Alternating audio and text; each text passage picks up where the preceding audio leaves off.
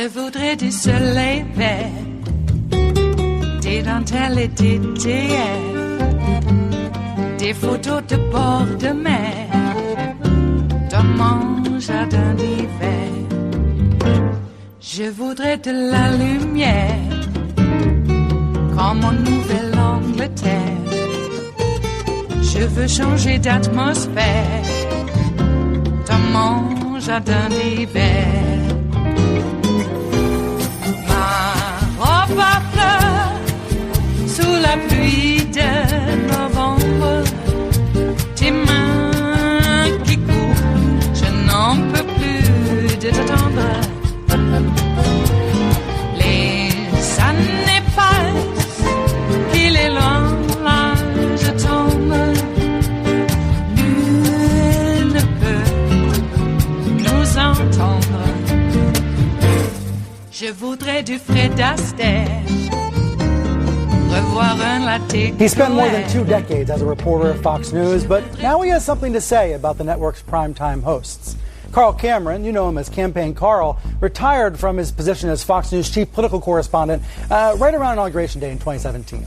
He had been on the beat for Fox since 1996, every election day since 1996, but he's not done with news. He has headed off to a progressive news site called Front Page Live. It wants to be a liberal version of the Drudge Report.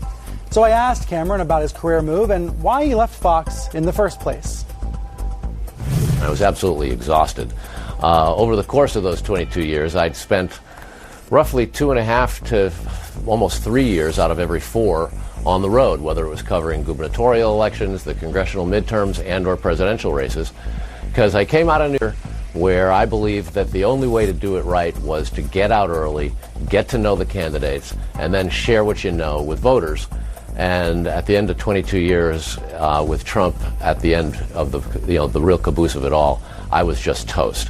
And frankly, while the news division at Fox News Channel has always worked to be truly fair and balanced and to be accurate, the opinion hosts in prime time and elsewhere on Fox had become more than I could stand. I have no objection to opinion hosts, but I do believe that it's important that the information be accurate, fact-based, verifiable, and information that helps as opposed to hurt people in their efforts to make a good decision when it comes to our politics. What's it like for you to be watching this early stage of the campaign season from a perch other than Fox? You know, after all, you've been at Fox for all of these since the mid-'90s. Is it strange? Does it feel good? Does it feel weird not to be inside? Oh, listen, everything feels weird with the president that we have now. Well, that is part of it, right? I saw an interview you gave. You said he's a con man. You called Trump a con man. This is not normal. Well, look, I mean, he claimed to be one of the greatest businessmen in American history, and we now know, as a matter of fact, that all the billions that he wrote down as tax losses put him in a club of pretty unsuccessful businessmen in America. And the same thing with I was never a politician and I never ran for office. It's just not true. So when you look back on what was his claims to fame, it turns out what his fame was based on was false claims. Do you think you would fit in at Fox these days? Yeah, I mean, you know this, Brian. I've heard you say the same thing. The news people are horses. They work hard, and they try to keep it straight. It's just different when you're outside of the news shows. And as we all know, that in television, the name of the game is getting eyeballs for ratings. Ratings lead to revenues. And opinion is selling better across the board. And the problem is, not all opinions are accurate. Yeah, I think about the change at Fox over the years with Sean Hannity as the perfect example. Right, the show starts out as Hannity and Colmes. He has a liberal sidekick, co-host, that they battle it out. And then he goes away, and it's just Hannity's show now, and now he's doing a version of the nightly news that's an anti-Democrat, fest. You know, that's the evolution of Fox. It started out with that illusion of fair and balanced where Alan Colmes was there with Hannity, and now it's just all Hannity. Well, and I'll take it another step, actually. The access that some at Fox have in the entertainment side to the president is questionable, if not dangerous. It's not normal. There have been presidents who have confided in the press directly. Lyndon Johnson used to do it a great deal. There are some who've kept at great distance. But they need to be understood as allied. And unfortunately, in cable news, an awful lot of it is ideology and entertainment and opinion, and yet it's still on television to some looks like it's news, and there is a big, big difference. I wonder if you thought about, what it means for you to be going over, working with this progressive news site, working with Front Page Live. Does it confirm the suspicions of people like Hannity? They say, all those journalists, even if they play it fair, they're secretly liberal. That's what he might say. Yeah, no, you're not going to fly. Not going to fly. I mean, I've been criticized by conservatives who are like, look, Carl's doing this thing with a bunch of progressives, but I think I saw him at social events with conservatives, and he seemed pretty friendly with them. Well, yeah, and liberals will tell you that I was at social events with them and I was pretty friendly with them. That's what journalists do in D.C. Too much of it's not good for you. I mean, we had a great example of how access to power can really screw up a journalist in the Iraq War and the threat of nuclear weapons.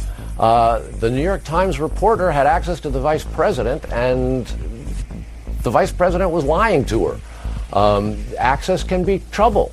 So I think, Front Page Live is on the right track here. What we're trying to do is help voters as opposed to help parties or candidates win. It is Monday, the 8th of July of 2019, and you are in West Coast Cookbook and Speakeasy. I am your chef de cuisine, Justice Putnam, and our daily special is River City Hash Mondays. It's been another one of those weekends, and I have to tell you what an exciting win by the U.S. women against the Netherlands, and what a disappointing loss by the U.S. men against Mexico. Well, that's just the way it goes. The men will still get paid more because they're guys. They are.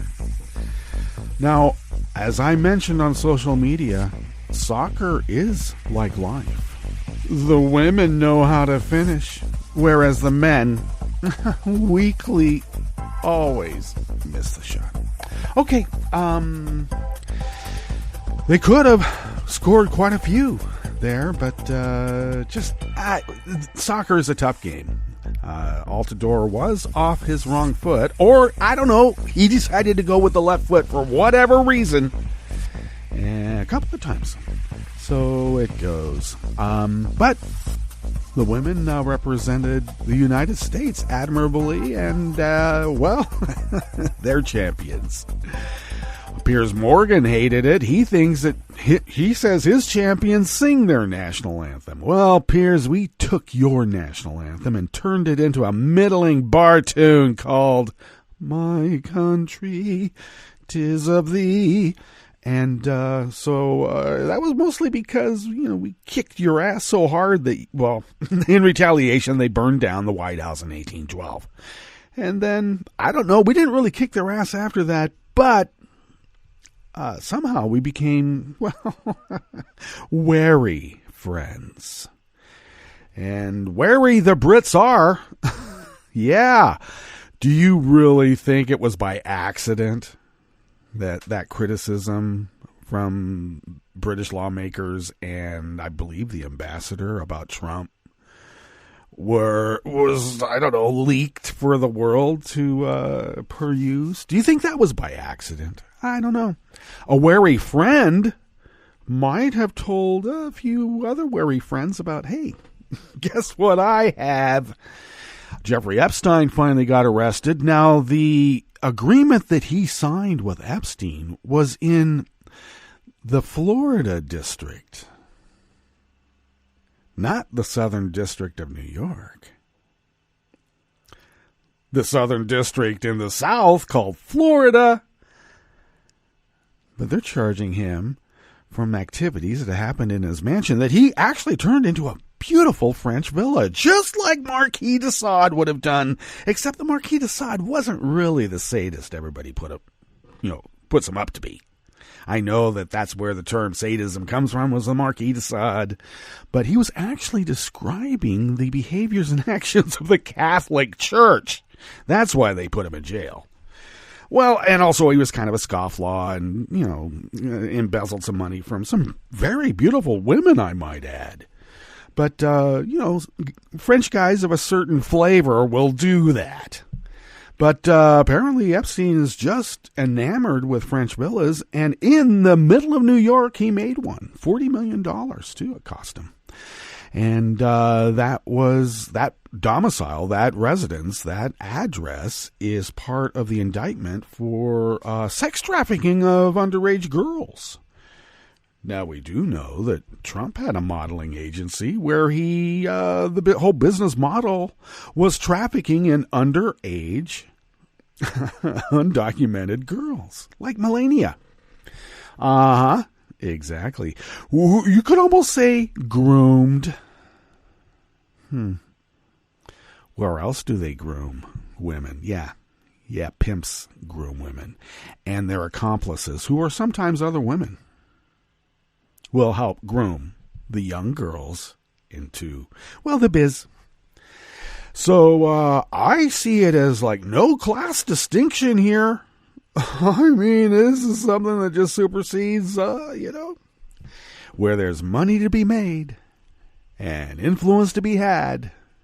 For instance, a lot of people wonder how Alan Dershowitz, who's a constitutional expert, could change so drastically. Well, I would presume sex with underage girls might be a good bargaining chip when you're going to be blackmailed. The only problem with that is that it's just so transparent when you'd pull a Dershowitz. As if we never saw that coming. And why is Epstein still labor secretary? I'll tell you why. Because Trump put him there to shut him up and for a job well done. Of course, it might also be the equivalent of Siberia. I don't know how these mobsters think in that way. I try to put myself into their minds and figure out the motivations. And I just, the one thing I cannot do is separate right from wrong. How does someone proceed knowing it's wrong? Knowing it's going to hurt people. And that's the whole point, too. You want to hurt people. How do you justify that in a moral sense? Because there is no morality. That's the only thing I can come up with. There's no sense that you're doing anything wrong. You are absolutely right. Even if you are putting an iron heel on the throat of a baby in an icebox baby gulag while holding its mother underwater for a while. Yeah, we're coming to that. Death camps, can't call them concentration camps because they're not death camps. I don't know, maybe by neglect where a lot of kids are dying from diseases, you could almost call them death camps. Yeah, I don't know. Are we keeping a record of it like we would in our more Teutonic state? Would we? We might. Well, that's not the only thing going on in the world. Hey, at the top. Hey, Mr. Former Fox, we don't need a liberal drudge. There is no such thing as a liberal drudge. Only a right-winger who has seen the light thinks that you can manipulate people that way.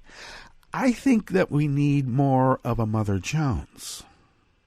I think we need more of a Toronto Star. I think we need more of a Cleveland Plain Dealer even. A liberal drudge? Impossible. It's like saying that the right wing could have a conservative Mother Jones. Not going to happen. Mother Jones and all those others traffic in actual objective journalism, investigative journalism to ferret out the truth. Well, at least the facts. And then the facts can be determined, by those of critical thinking, what the truth is. That is not any part of the conservative model. Even in William F. Buckley's time. I mean, give me a break. Talk about suspending morality. Well, once again, you have to have some morality to suspend.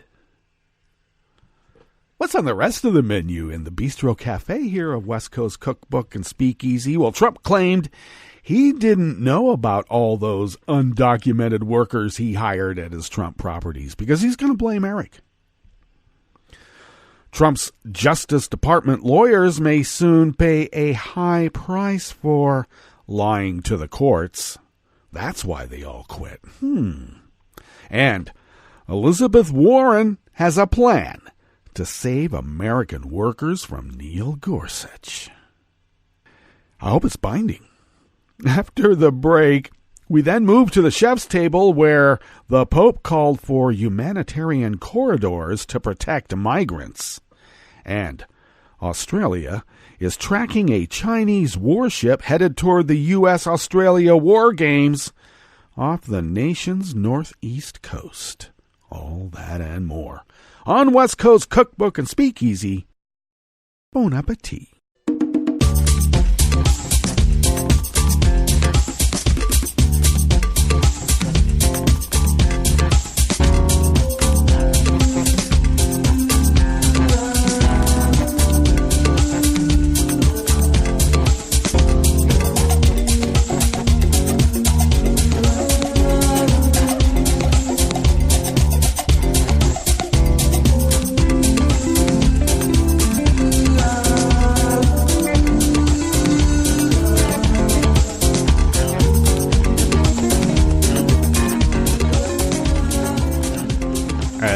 Bottom of our homepage at netrootsradio.com, to the rightish of the page, you will notice a social media scroll and also the chat room link, because that's really all social media when you think about it. So socialize in the chat room, and Kelly Lincoln takes care of that, and thank you, Kelly.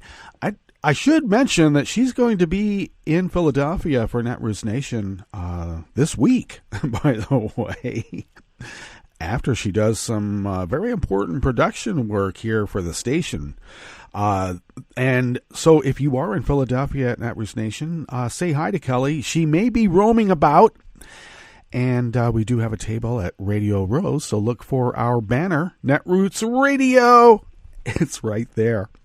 So also, if you would take a look to the leftish of the page from the chat room link at netrootsradio.com, you will then notice the link to our Patreon site, and if you could please become a recurring Patreon of Netroots Radio.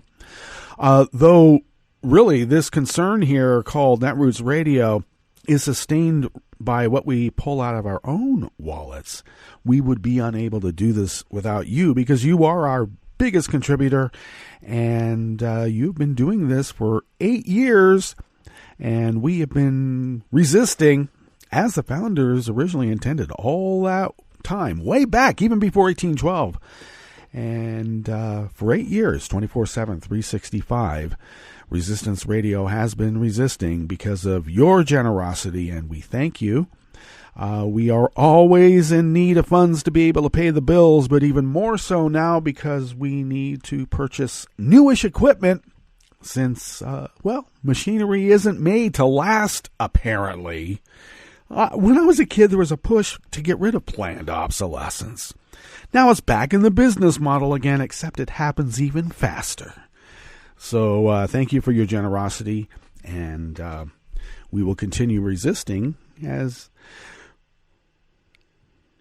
and we will continue resisting. Thank you.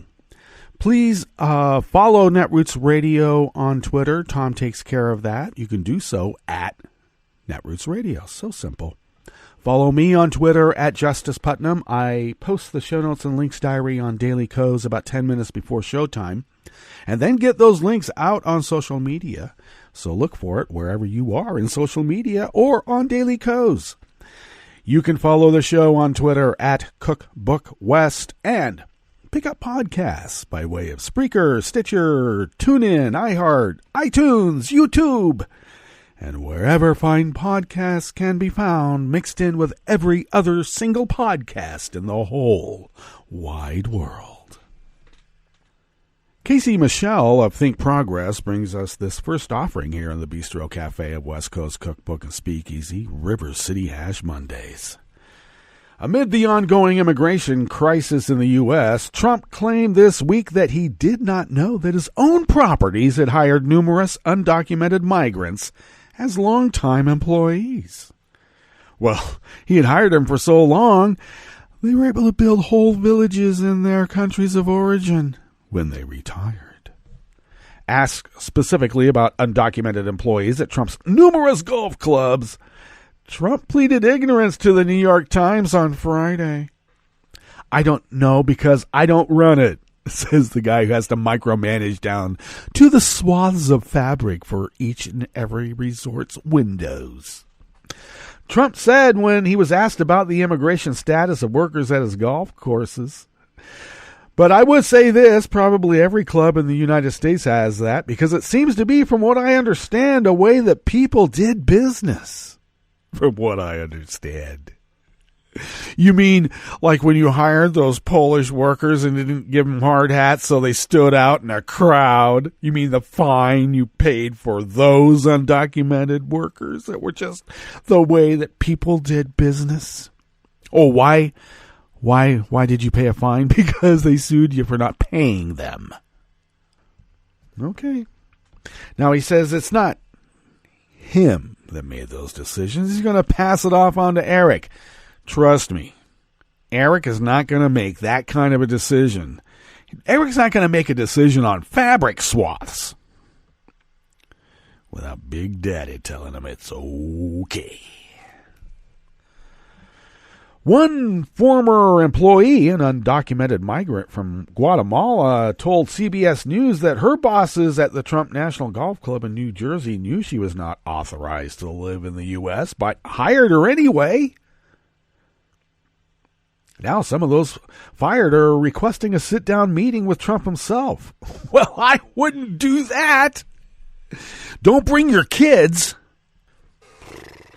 Here, I'd like to have my child meet the man that made us, such a nice village here in our little village in Guatemala. We were able to save the pennies on the dollar that he paid us, but we were still able to amass enough over time because we never spent any money. We're very hard workers, and we save, and now we have our own village here in our country of origin, and we thought we would bring our progeny to meet the man who made all this possible. And the man who made it all possible is going to take your kid and put it in an icebox baby gulag to prove a point. Do not have a sit-down with this guy. The only sit-down you have with this guy is if you have an intermediary, and I would call that a lawyer. And even then, well, the White House is in no rush to welcome the former employees to a meeting with Trump. The signatories received a letter from the White House noting that they were reviewing the letter.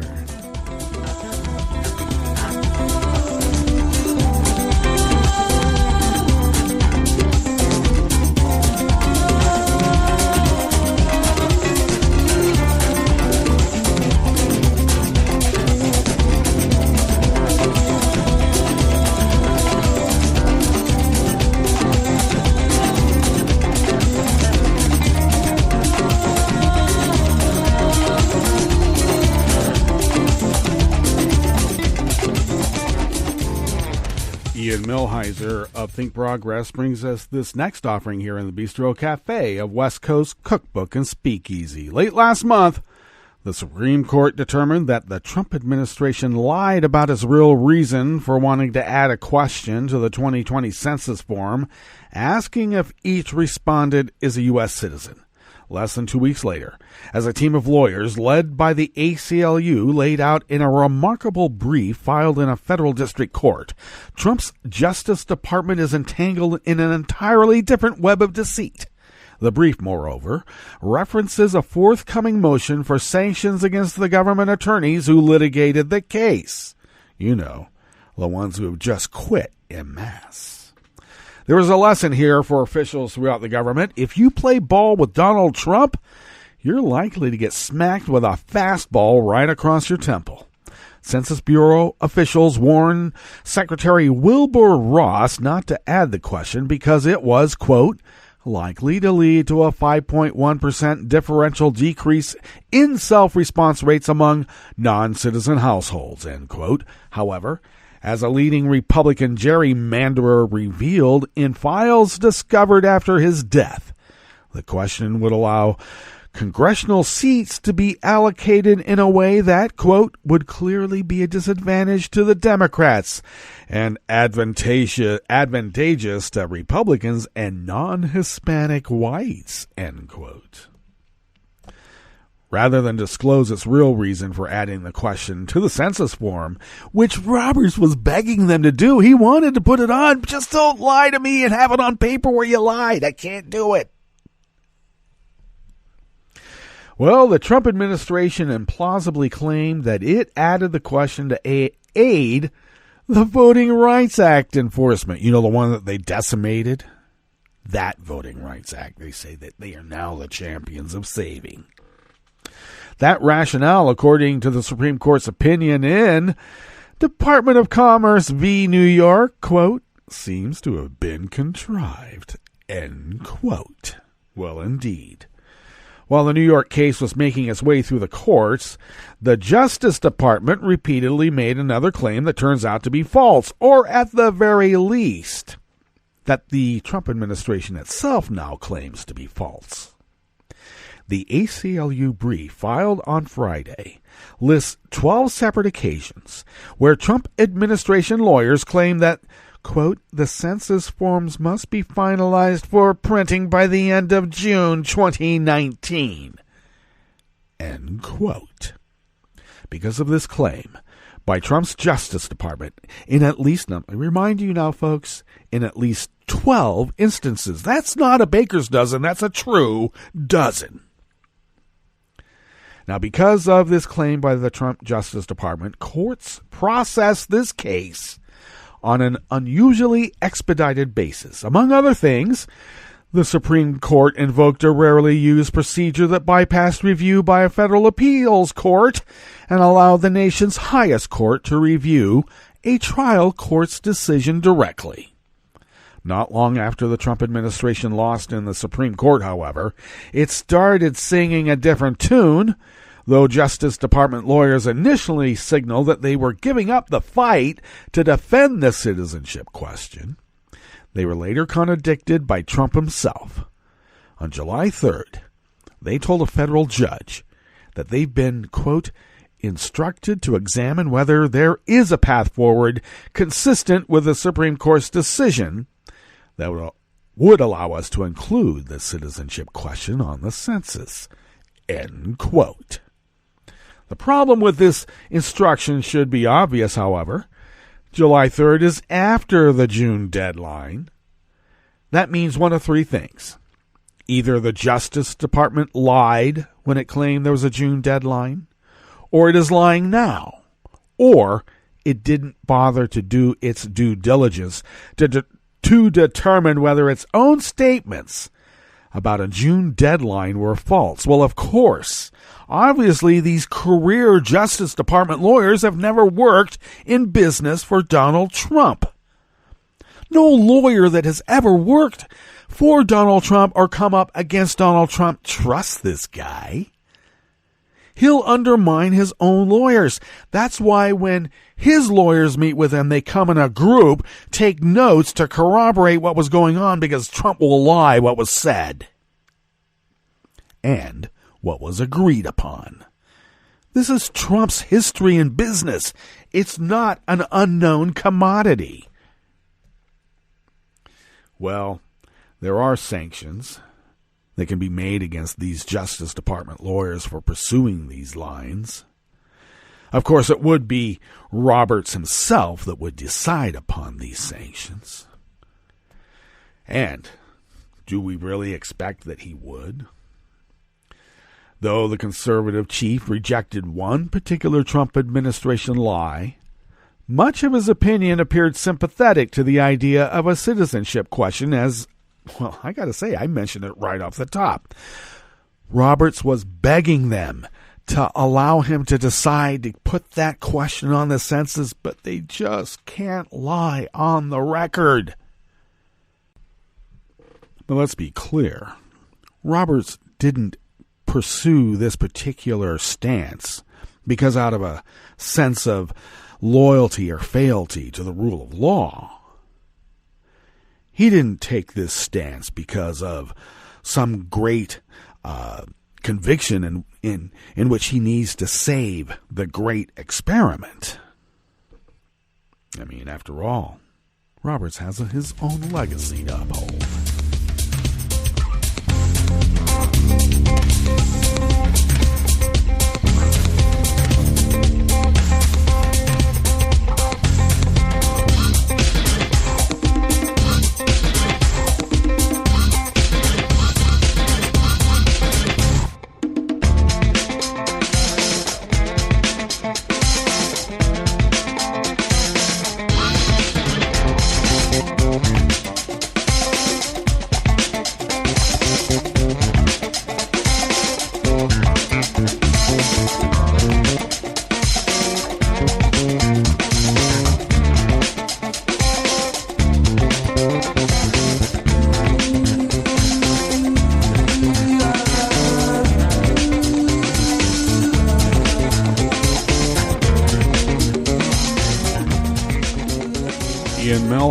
Also brings us this final offering here in the Bistro Cafe of West Coast Cookbook and Speakeasy, River City Hash Mondays, and of course, Ian Melheiser writes for Think Progress.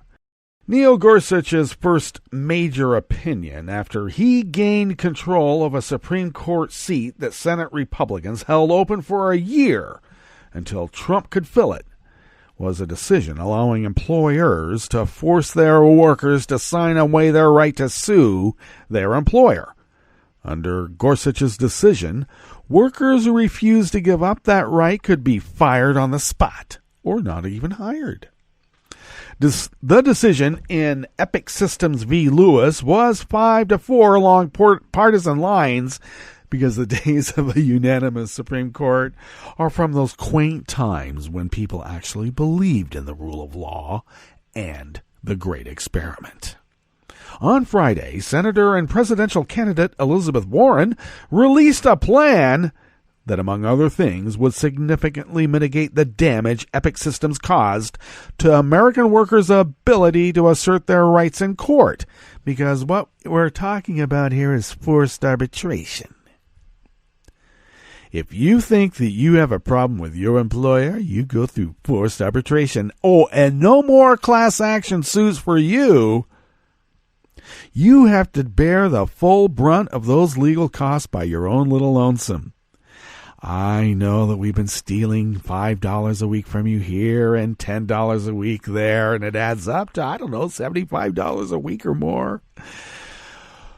It's still going to cost you more to sue us than it will just to forget that we ever did that little thing. Anyway, you owe us.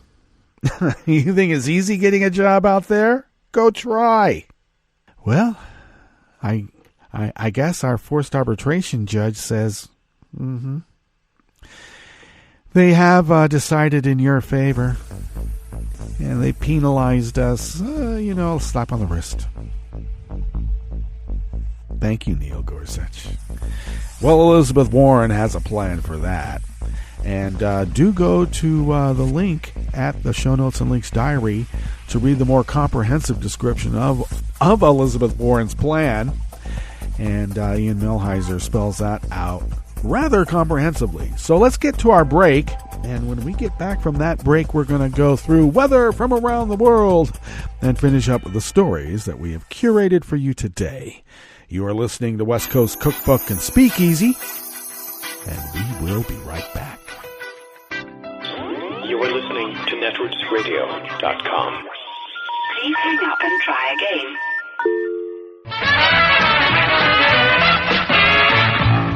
From a point at sea to the circles of your mind, a new force is at work for planetary transformation. New radio for a new Earth.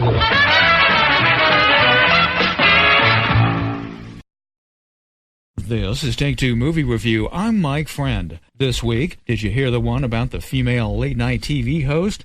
Well, fact is, of course, this niche of the entertainment world remains about as white and male as it was before the first bra was burned in the 60s. The new romantic comedy Late Night is a peek into this world, focusing on the imaginary Catherine Newberry, a veteran host of a long-running Tonight Show-style program whose show has become increasingly out of touch and low-rated. Think The Last Days of Letterman. Catherine is detached, coldly British, and barely knows any of her all-male writers. Responding to network pressure, she decides to hire a young woman of Indian heritage, Molly, to liven things up in the writer's room. The movie is mostly the dynamic between the eager, young, working-class Molly and the Devil Wears Prada-ish Catherine, but along the way we get drama from the white male writers, who consider her a diversity hire, a sex scandal involving Catherine and a younger male writer, which spills into the plot lines involving her marriage, and the network's plan to replace her with a young, borderline misogynistic male host. Catherine is the indefatigable Emma Thompson, who, along with Mindy Kaling's Molly, elevate Late Night from what could have been a 2-hour sitcom. Mindy Kaling also penned the screenplay, which is sharp and pointed but never mean. A strong supporting cast includes John Lithgow as Catherine's husband and Reed Scott as the frat boy in charge in the writer's room. If there's a criticism here, it would be for missed opportunities. The scenes requiring Catherine's performance function for dramatic purposes, but could have been loaded up with far better jokes. As of now, the movie Late Night is about as close as we're going to get to the real thing, but maybe it'll spark something someday in a boardroom somewhere. This has been Take Two Movie Review. I'm Mike Friend. Catch up with us at take2moviereview.com and feed us back on our page on YouTube.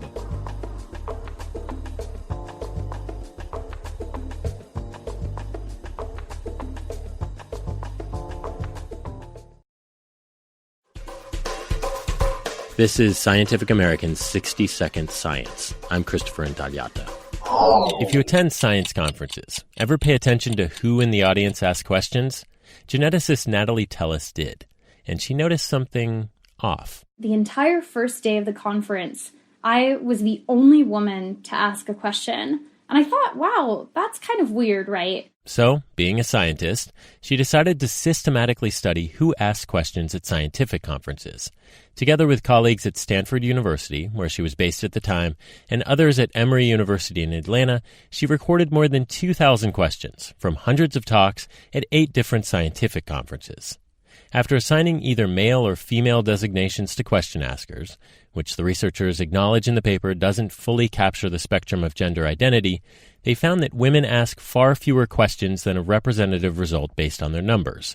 In fact, you need about 85 to 90% of your room to be women before 50% of your questions come from women.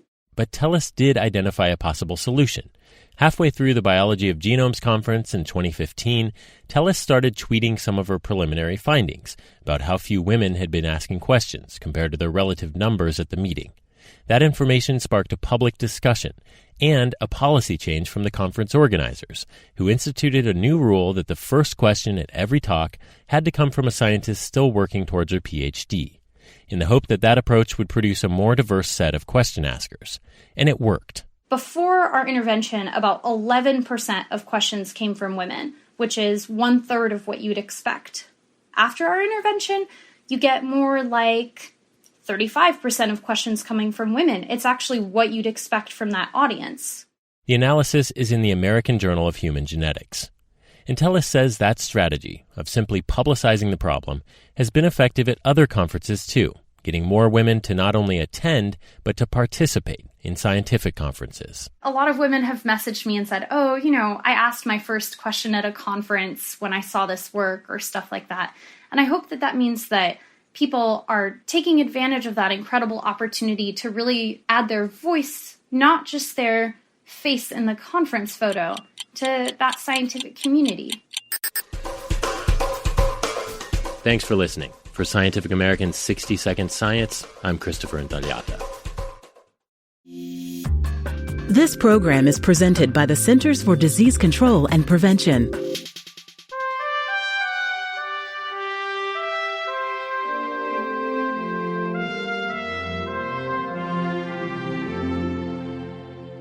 Welcome to A Cup of Health with CDC, a weekly feature of the MMWR, the Morbidity and Mortality Weekly Report. I'm your host, Dr. Kathleen Dooling. Occasional aches and pains are an expected part of life, but for many people, pain is a constant companion. Dr. Chad Helmick is with CDC's National Center for Chronic Disease Prevention and Health Promotion. He's joining us today to discuss ways to manage chronic pain. Welcome to the show, Chad. Thank you. Chad, how many people in the U.S. suffer from chronic pain? In 2016, 50 million adults had chronic pain, which is pain on most or every day in the past 6 months.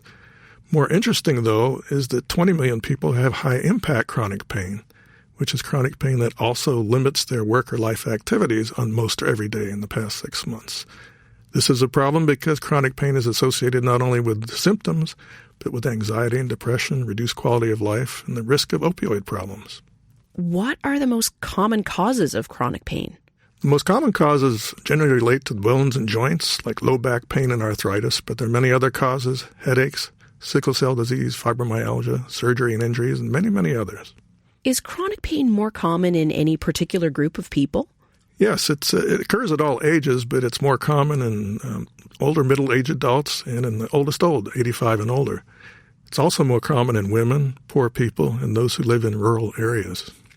How is chronic pain treated? Well, the first thing to do is to get a diagnosis, which can help guide treatment. But the thinking about chronic pain now is that it becomes a chronic disease by itself, regardless of the cause, and that can cause significant problems. The real goal in management is to have a manageable level of pain, not to get rid of all pain. There's several steps that can be taken, and these are sometimes difficult to do because of barriers to access. But it makes sense to do the simplest and safest things first. And these are non-drug steps. Things like physical activity. Walking is perfectly good to help reduce pain. Also, self-management education can give you some confidence in managing chronic pain when you're on your own. There's also physical therapy, occupational therapy, psychological therapy, better sleep, which usually means less alcohol, and seeing a chiropractor or getting biofeedback and massage. If that's not enough, non-opioid drugs like Tylenol or Motrin and Advil or naproxen or Aleve can help. If those don't work, then it's time to consider something stronger. Sometimes that's opioids, but there's not great evidence that opioids are good for long-term pain in most people. Do you have any advice for people suffering from chronic pain? Well, it's important to work with a variety of providers who are working together to help you. The goal, again, is manageable pain so you can live a productive life. This can include physical therapy, most people can walk, to treat any underlying depression or anxiety, and to avoid further injuries. Finally, the National Pain Strategy is laying out a strategic roadmap to improve pain management system in this country. Where can listeners get more information about managing chronic pain? Listeners can go to the NIH website, nih.gov, and type in National Pain Strategy. Thanks, Chad. I've been talking today with Dr. Chad Helmick about ways to manage chronic pain. If you're experiencing daily pain, talk with your healthcare provider to ensure you have the correct diagnosis and know how to manage your condition. Until next time, be well. This is Dr. Kathleen Dooling for A Cup of Health with CDC. For the most accurate health information, visit cdc.gov or call 1-800-CDC-INFO. This program is presented by the Centers for Disease Control and Prevention. In 2017, approximately 1 in 6 high school students reported a sports or physical activity-related concussion. Immediate symptoms of a concussion include headache, nausea, and double vision. Long-term, the effects of such injuries, particularly those that are more severe, can be life-changing. Healthcare providers, coaches, trainers, and parents should be aware of the symptoms of a concussion and how to treat them. A concussion protocol should be developed that includes withholding an athlete from practice and competition until all symptoms are resolved. While concussions cannot always be prevented, they can be treated in a way that decreases the chances of long-term health problems. Thank you for joining us on A Minute of Health with CDC. For the most accurate health information, visit cdc.gov or call 1-800-CDC-INFO. Sweetie, want some fruit? You have to use the right tool for the job. A power drill is the wrong tool to slice fruit. Just like an antibiotic is the wrong tool to treat viruses, including colds and flu. Antibiotics are only needed for certain bacterial infections. When they aren't needed, antibiotics won't help you, and the side effects could still hurt you. Ask your healthcare professional when an antibiotic is the right tool and when it's not. Visit cdc.gov/antibiotic-use. Hi, I'm Tom Hartman, and since you're listening to netrootsradio.com, show your progressive side and go to the donate button on the bottom of the homepage. It's progressives like you who power Netroots Radio and keep the progressive message beaming everywhere 24 hours a day. Just go to our donate button at the bottom of netrootsradio.com. Thank you for keeping progressive radio at full power.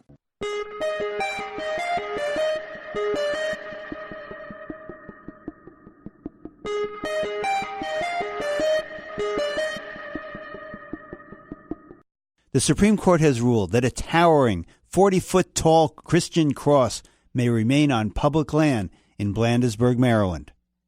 I'm Bill Newman, and this is the Civil Liberties Minute.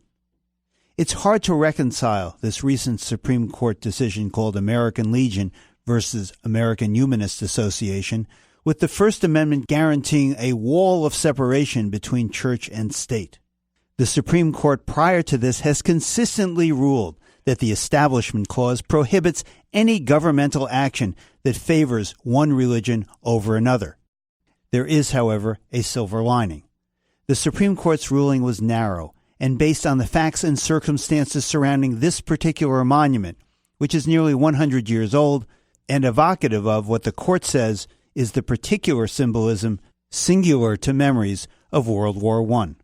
Given that, there is a strong argument to be made in the future that this Supreme Court decision is not a license for government officials to erect or maintain new religious displays. Freedom of religion, that wall of separation between church and state, is a venerable right, but it is also a vulnerable right, a right that requires our attention and vigilance if it is to remain a pillar of democracy and freedom. The Civil Liberties Minute is made possible by the ACLU because freedom can't protect itself. I'm Rick Smith, and this is Labor History in 2.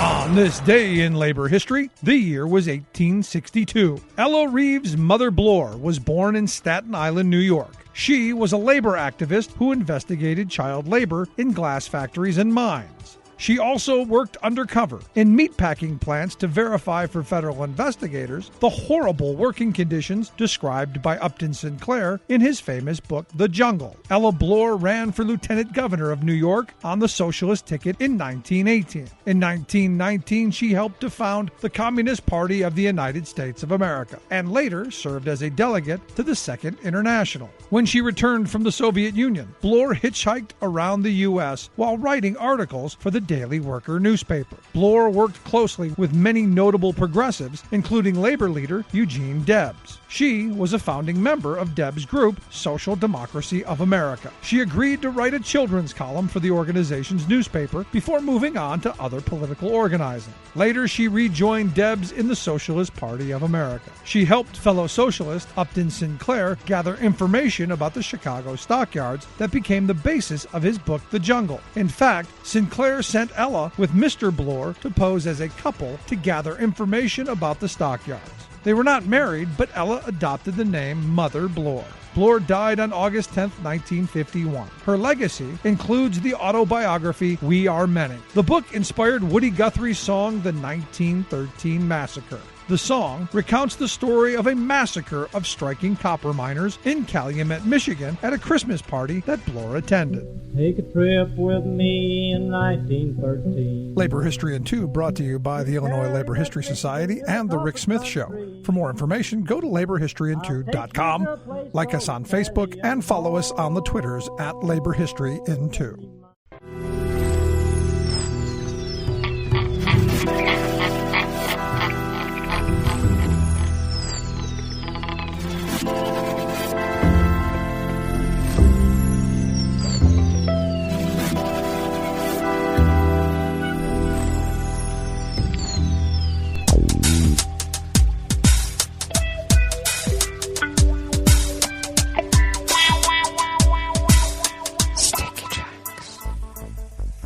Thank you for accompanying us here to the chef's table at West Coast Cookbook and Speakeasy, River City Hash Mondays. We always begin weather from around the world along the banks of the Rogue River in the Rogue River Valley of southern Oregon on the west coast of the continental United States of America, where it is currently 56 degrees Fahrenheit, slated for a high of about 87 to 90.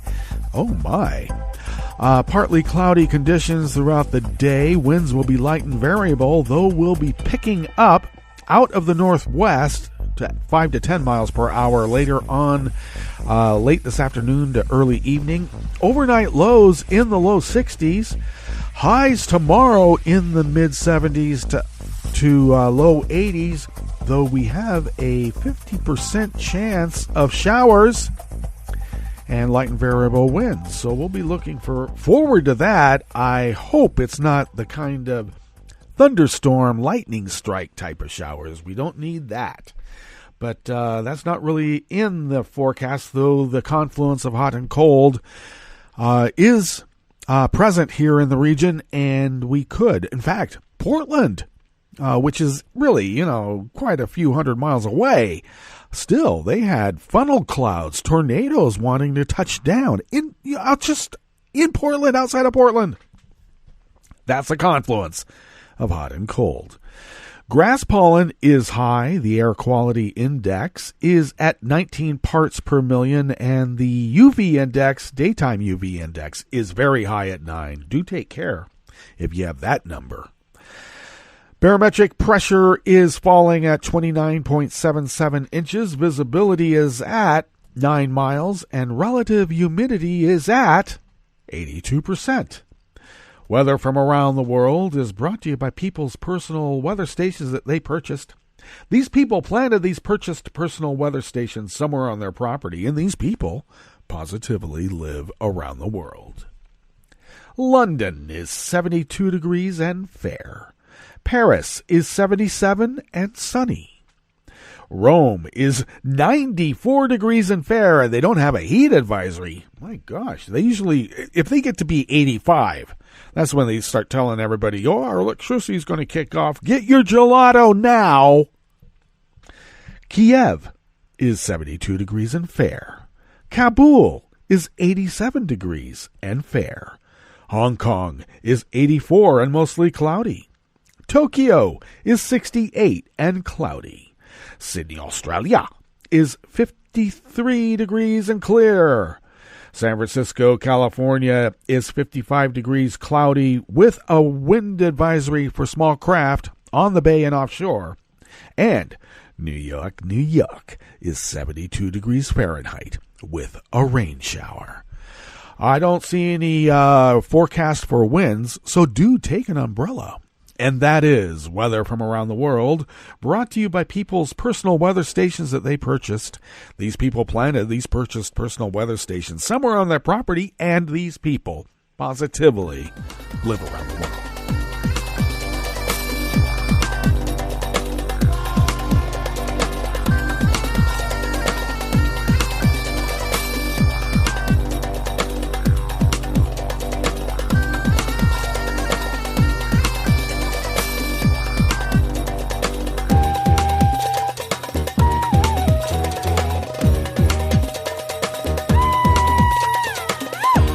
Anonymous worker bees from Reuters brings us this first amuse-bouche here at the chef's table at West Coast Cookbook and Speakeasy. Pope Francis said prayers yesterday, Sunday, for victims of the bombing of a migrant center in Libya last week, and called for concerted action to create extensive humanitarian corridors to prevent similar strategies. An airstrike hit a detention center housing mainly African migrants in Tripoli last Tuesday, killing dozens and wounding many more. The international community cannot put up with such grave acts, the Pope said in his weekly Angelus in Rome. Pope Francis also called for prayers for those caught up in recent attacks in Afghanistan, Mali, Burkina Faso, and Niger.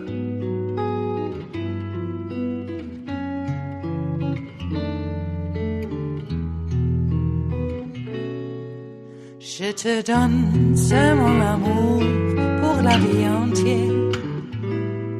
La promesse de me trouver à tes genoux. Aussitôt que tu m'appelles, rester toujours fidèle. C'est tout, c'est tout. Je te donne tous mes printemps, mes étés de mer, mes automnes quand les feuilles tombent partout. Si ce n'est pas une bonne affaire, je te donne tous mes hivers. C'est tout. Even more anonymous worker bees brings us this final amuse-bouche here at the chef's table at West Coast Cookbook and Speakeasy. Australian defense officials said today they were tracking a Chinese surveillance ship that is expected to position itself just outside of its territorial waters to monitor military exercises between Australia and the United States.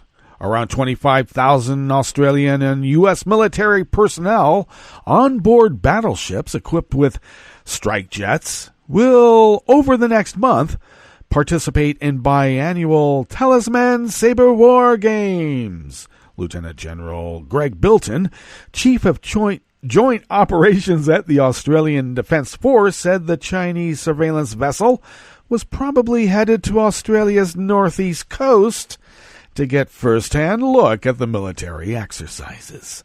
We're tracking it. We don't know yet its destination, but we are assuming that it will come down to the east coast of Queensland, and we will take appropriate measures, mate.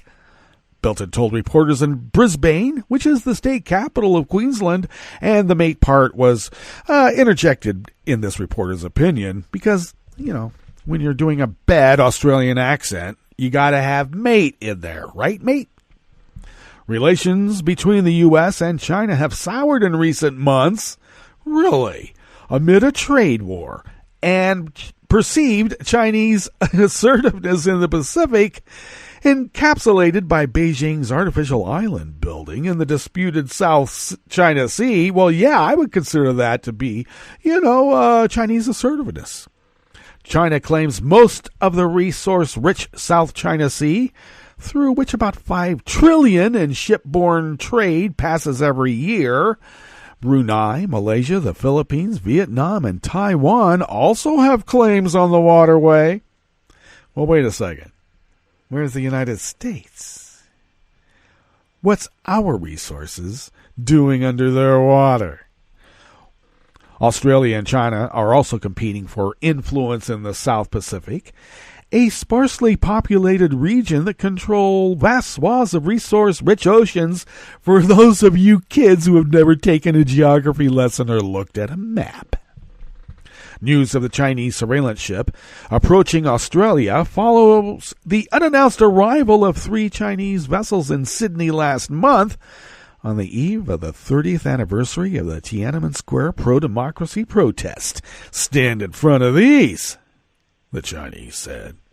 In this reporter's opinion, of course. Now, China's Navy has grown dramatically over the past 2 decades as Beijing seeks to extend its power of influence, and it now has one of the mightiest navies in the world. Well, I'm still amassing my navy as a poet-philosopher-king. One cannot be a poet-philosopher-king without a navy, now can one? Well, that brings us to the end of our broadcast period for the day, but you do know that Netroots Radio is going to broadcast on. We're going to meet up tomorrow for Terrytown Chowder Tuesdays, so do stay tuned to Netroots Radio all day and all night for all the breaking news as it breaks. And we'll meet up here tomorrow, right here in West Coast Cookbook and Speakeasy. Bon appetit.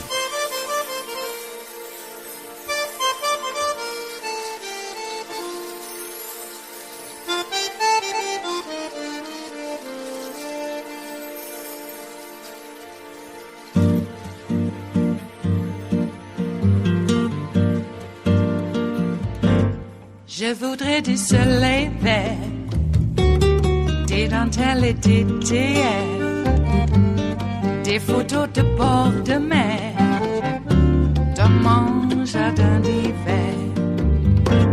Je voudrais de la lumière comme en Nouvelle-Angleterre. Je veux changer d'atmosphère dans mon jardin d'hiver. Ma robe à fleurs sous la pluie de novembre. Tes mains qui courent, je n'en peux plus de t'attendre.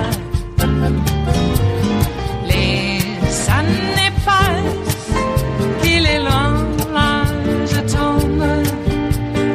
Nul ne peut nous entendre. Je voudrais du Fred Astaire, revoir un latte Goël. Je voudrais toujours te plaire dans mon jardin d'hiver. Je veux déjeuner par terre comme au long de golfe clair. T'embrasser les yeux ouverts dans mon jardin d'hiver. Ma robe à fleurs sous la pluie de novembre. Tes mains qui courent, je n'en peux plus de t'attendre. Les années passent, il est loin, là je tombe. Nul ne peut nous entendre. Ba-da-da-dum-di-da-dum. Ba-da-da-dum-di-da-dum. Ba-da-da-dum-di-da-dum. Dans mon jardin d'hiver. Ba-da-da-dum-di-da-dum.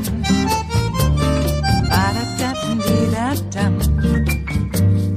Ba-da-da-dum-di-da-dum. Dans mon jardin d'hiver. Dans mon jardin d'hiver. Dans mon jardin d'hiver.